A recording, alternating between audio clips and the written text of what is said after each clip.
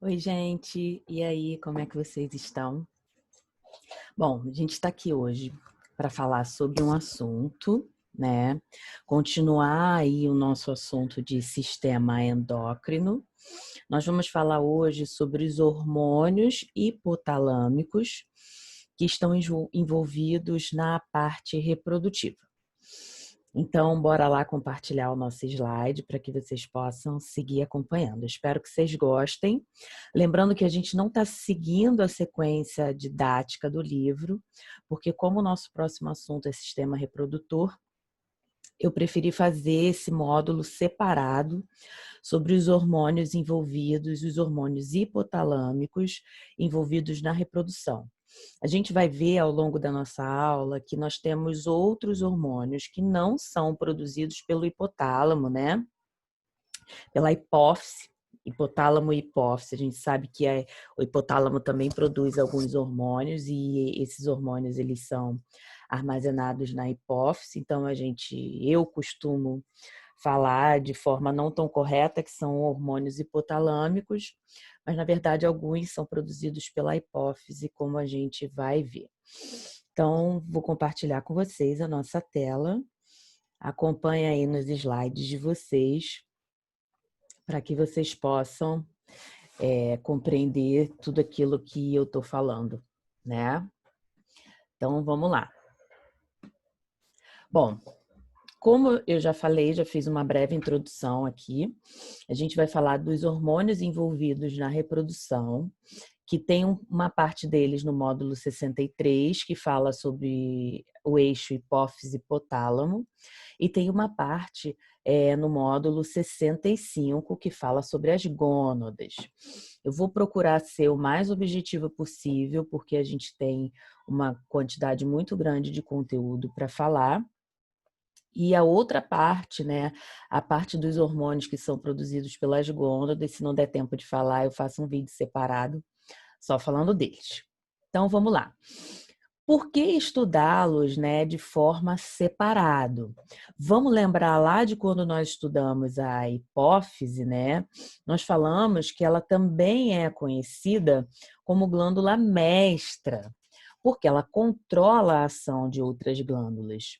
Então, estudar quais são os hormônios que essa glândula, né, secreta, vejam bem que eu não estou falando produzir, estou falando que essa glândula secreta é importante porque ela vai atuar na ação de outras glândulas. A gente pode dar um exemplo aqui. Ela vai atuar, por exemplo, nas gônadas, tanto feminina quanto masculina, né? E qual é a sua relação com a hipófise? A relação é justamente essa que eu estou falando. Esses hormônios que ela vai produzir vão atuar em outros hormônios, né, em outras glândulas, induzindo a produção de outros hormônios aí, aumentando a produção de outros hormônios. Lembrando que quando nós formos estudar o sistema reprodutor propriamente dito, a gente vai ver que as mulheres, sobretudo a gente observa isso nas mulheres, né, que a gente tem um ciclo irregular. Existem alguns hormônios que em determinada fase do mês, eles aumentam muito para induzir a liberação do ovócito que está dentro do folículo. Outros caem para fazer com que a camada que ficou mais espessa do útero seja eliminada através da menstruação. Então, os níveis de hormônio nas mulheres, ele não é regular. Ele varia de acordo com o mês, né, com o dia do mês, porque é o ciclo menstrual que a gente fala da mulher que leva 28 dias. É mais ou menos 28 dias. Nesse período, a ação desses hormônios, ela modifica muito.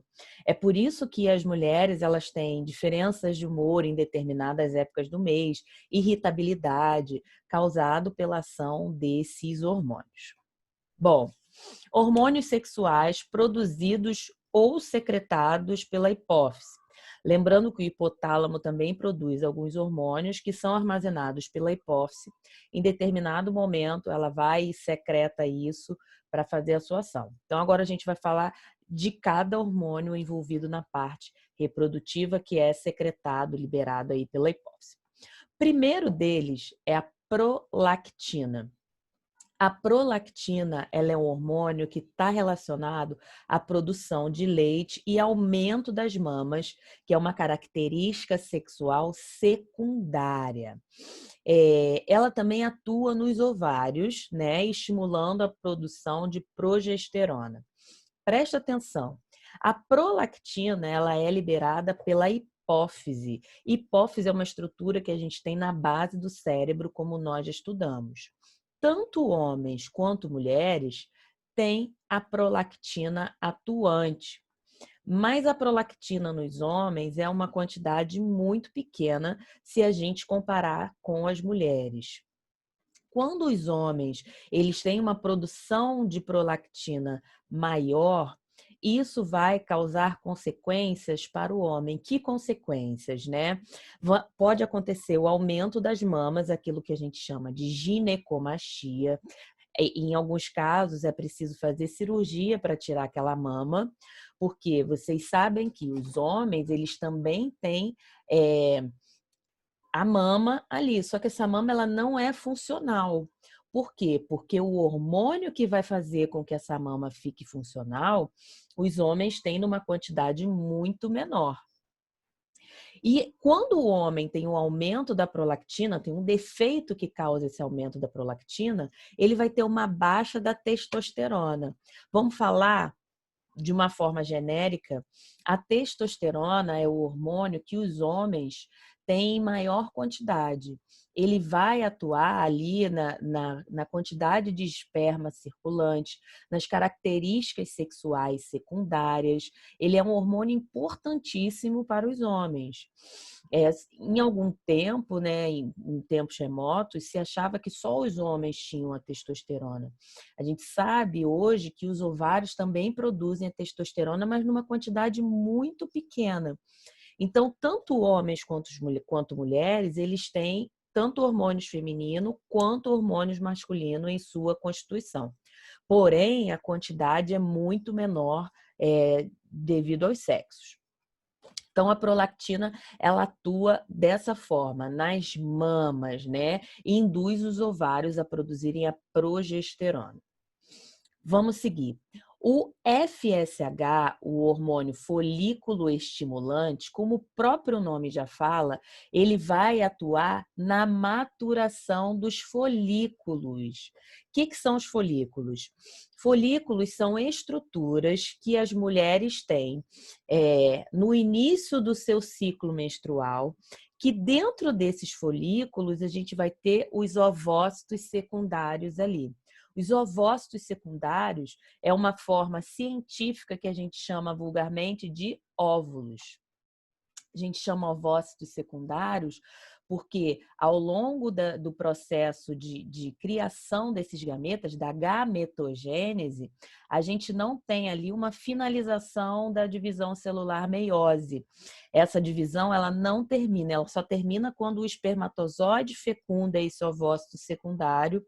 Então a gente passa a chamar essa estrutura aí de óvulo. Então esse ovócito secundário ele fica dentro desse folículo esperando os hormônios ali aumentarem para que esse folículo seja liberado. Então, o FSH, justamente, ele vai atuar na maturação desses gametas, tanto feminino quanto masculino, tá? Nas mulheres, ele leva a proliferação desses folículos ovarianos. As mulheres, nós mulheres, a gente produz vários folículos, mas nem todos vão ter ali ovócitos secundários maduros, prontos para receber ali o espermatozoide. Além disso, esse hormônio também estimula a produção de estrogênio, né? A gente vai falar quando a gente falar da reprodução. Então, lembra que eu tô falando dos hormônios hipotalâmicos, né? E hipoficianos, nem sei se esse nome existe, envolvidos na reprodução. Vamos passar adiante. O hormônio luteinizante, ou LH, ele faz o quê? Ele estimula a maturação final do folículo, que vai levar ao rompimento desse folículo, para que esse ovócito secundário saia dali e migre para as trompas de falópio. A fecundação, ela acontece nas trompas de falópio. Então, preste atenção. Se esse hormônio vai levar à maturação final desse ovócito secundário, ele vai ter um aumento, a gente vai ter um pico desse hormônio no período em que a mulher vai ovular, que é mais ou menos na metade do ciclo, por volta do 14º dia do ciclo. Nos homens, ela aumenta a síntese da testosterona. Ela causa ali, ela atua na ejaculação, né? Ela faz uma sensibilidade maior ali nas estruturas que estão envolvidas com a ejaculação. Com isso, ele está envolvido tanto na parte masculina quanto na parte feminina. Isso aqui foi um esquema que eu trouxe para vocês para explicar essa questão de maturação do folículo. Folículo primordial são os folículos que estão presentes, ó, eles estão aqui com uma estruturazinha aqui dentro, isso é um ovário, tá? Nós mulheres temos 2 ovários. E dentro desse folículo a gente vai ter os ovócitos secundários. Nem todos os folículos vão ter ovócitos maduros, ok? Alguns deles vão regredir, vão formar ali só um corpo lúteo, uma estrutura sem nada dentro, mas outros vão ter ali o ovócito secundário sendo liberado aqui através dessas fímbrias para a tuba uterina, onde efetivamente vai acontecer a fecundação. Outro hormônio que a gente tem é o hormônio da felicidade, é o hormônio do amor, é a ocitocina. A ocitocina, ela está envolvida na contração uterina. Ela é um hormônio que a gente utiliza endogenamente, né? Quando a gente quer induzir o parto normal.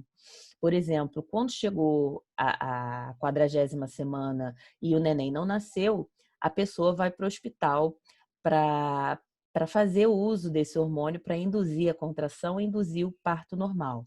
Ele também atua na liberação do leite.